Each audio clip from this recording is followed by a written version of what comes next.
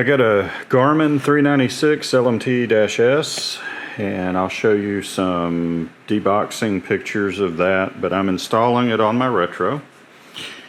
And I've got a lot of room back here in the headlight because it's got a enclosed headlight can, and I decided to dig around in there, and I found this blue wire that actually goes to the back of the headlight for the running light.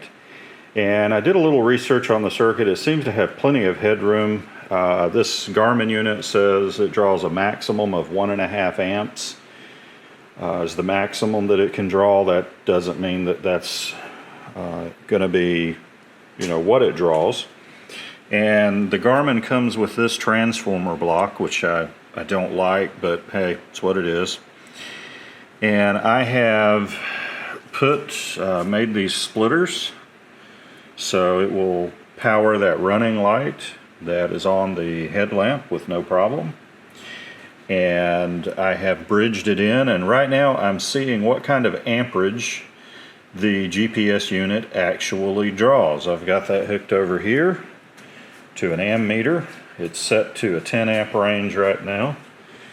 And we can come over here to the bike. When I turn the key on, GPS comes up. It's on bright screen. It's running. Honestly, that's probably close to as much power as it's ever going to draw.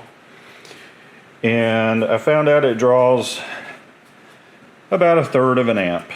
0.28, it goes up to 0.3.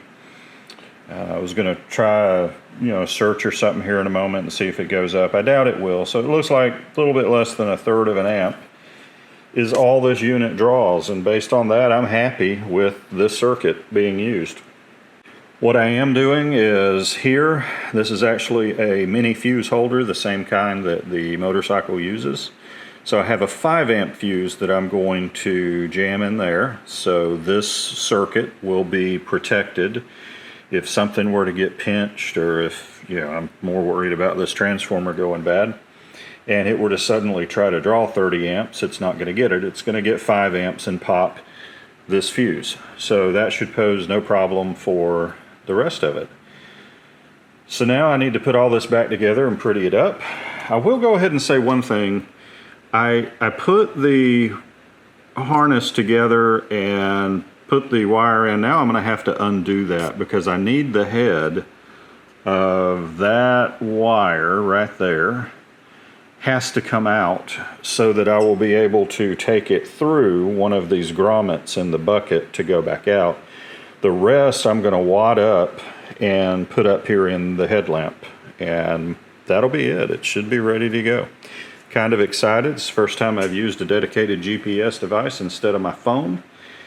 I'm hoping for a few things from it, but one of the things I'm hoping for is better route planning. I've got the Garmin Basecamp software, learning how to use that. Looks good so far. I'll also be happy to get my phone off the handlebars. This whole head unit, everything here was about $300 or a little less. And phones are not necessarily that cheap. They're not the best navigation tools. And it occurred to me, if something happened while I was out riding, if I were to have an accident or something and the phone got damaged because it's out in the open, then I would have no communication device with me either.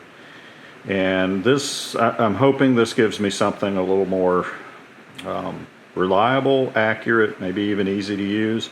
One of the big aggravations I have with my phone is I'm riding along and it keeps popping stuff up over the map. I turn it off, it pops something else up. I turn that off, it pops something else up. I'd turn off text messages and they'd get turned back on and pop up over the map. My other aggravation with the phone is setting waypoints.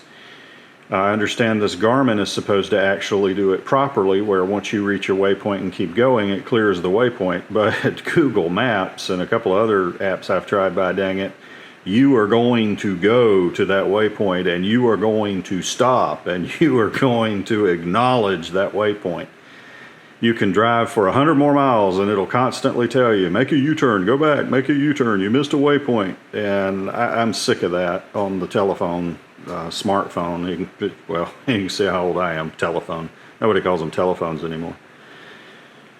Well, since I had to take it apart, This is what you bolt on back. This is what you get for being impatient, sitting there waiting to start the next day and deciding, oh, I'll just put the cradle together. Yeah, that worked out. You get the 4 screws, washers, these tiny nuts, which are like 9/32 or something. They're some odd size, anyway. And there is a very small screw here that was taped to the mount, and you could lose that. That is when you push this through, you can screw it in and secure it. That's what I have to undo so I can route my wire. But there's also these little spools that push in. I'm not going to pull them back out, but those pushed in, this went on, screws, tighten. That's how that works. So I chose to go through this side grommet where the front brake light comes through. I put a little T9 on it to lubricate it. Popped the grommet out, ran the GPS wire through. Before I did that, make sure you go ahead and pull this, the little flappy cover off. It'll come off over the head. A little easier than trying to pull it through the grommet, I would guess. Put it back on, put it into the cradle, and then very carefully try to get this, I don't even know if you can see it, I don't even know if the camera's focusing, there we go.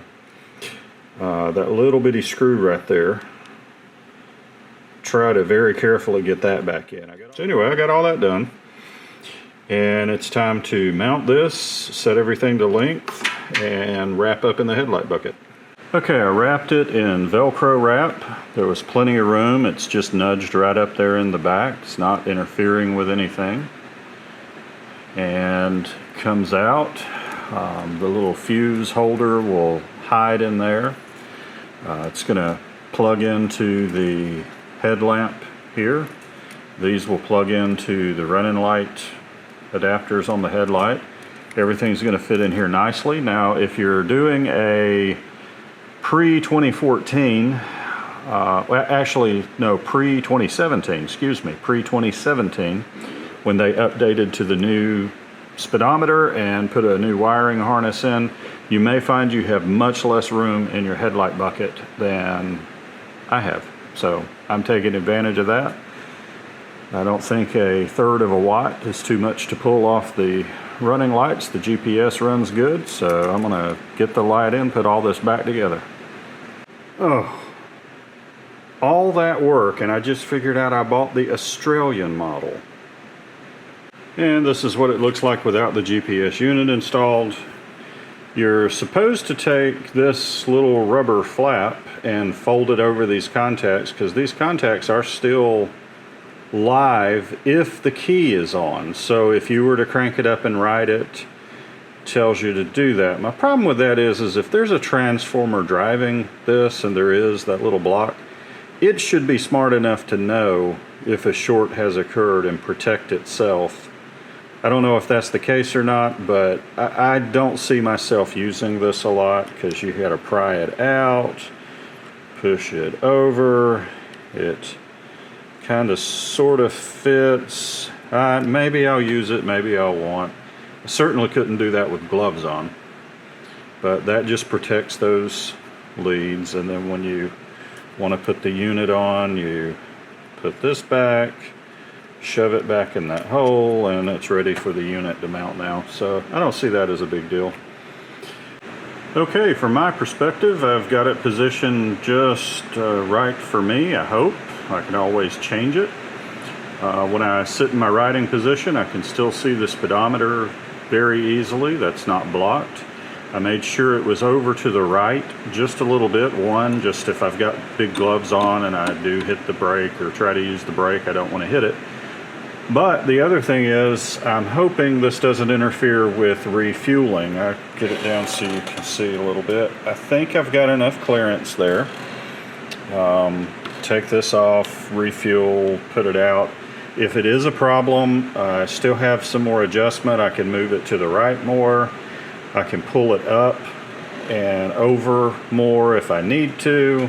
So there is adjustment here. In fact, if you look behind it, I opted to install this with it forward. When I turn this up, which is an option, I can turn this up and then put this going down to actually get it positioned more over here.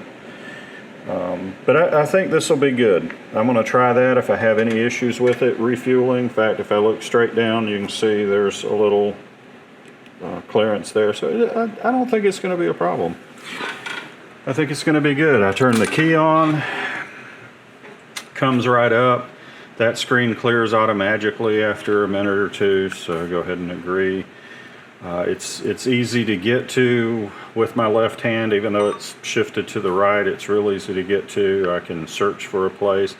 It's actually a little more responsive than the unit I had 10 years ago, thankfully.